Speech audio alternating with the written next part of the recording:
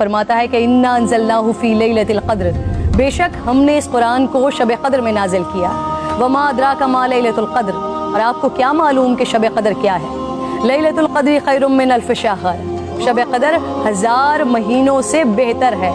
تنزل الملائکۃ والروح فیہا باذن ربہم من کل امر، فرشتے اور روح اس میں اپنے رب کے اذن سے ہر حکم لے کر اترتے ہیں۔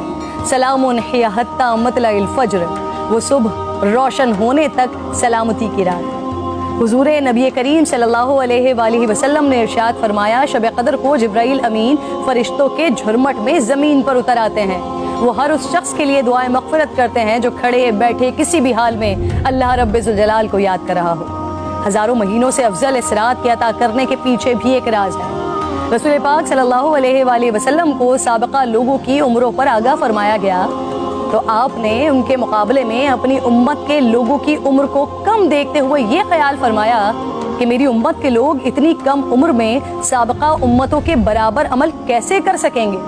بس آپ صلی اللہ علیہ وآلہ وسلم کو لیلۃ القدر عطا فرما دی، جو 1000 مہینوں سے افضل رات ہے۔ لیکن وہ رات کون سی ہے؟ اس عظیم رات کو کہاں تلاش کیا جائے؟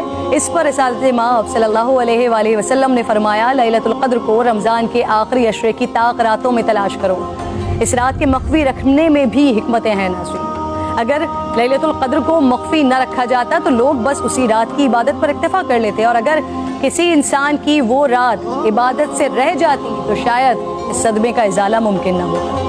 ایک وجہ یہ بھی بتائی جاتی ہے کہ اللہ تعالیٰ کو بندوں کا رات کے اوقات میں جاگنا بے حد محبوب ہے، اس طرح بندے 5 طاق راتوں میں جاگ کر اپنے رب کو منا سکیں۔ اور ایک وجہ گناہگاروں پر شفقت بھی ہو سکتی ہے، کیونکہ اگر علم کے باوجود اس رات میں گناہ سرزد ہوتا تو اس سے لیلۃ القدر کی عظمت مجروح کرنے کا جرم بھی لازم آتا۔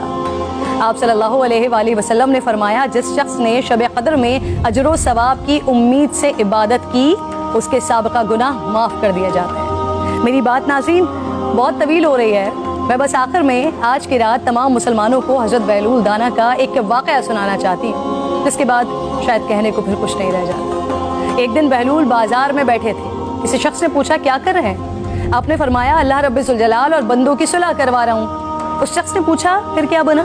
آپ نے فرمایا اللہ تو مان رہا ہے، بندے نہیں مان رہے، اللہ اکبر۔ پھر کچھ عرصے بعد اسی شخص نے حضرت بہلول دانا کو قبرستان میں دیکھا تو پوچھا کیا کر رہے ہیں؟ بہلول نے فرمایا اللہ اور بندوں کی صلح کروا رہا ہوں۔ اس شخص نے پوچھا پھر کیا بنا؟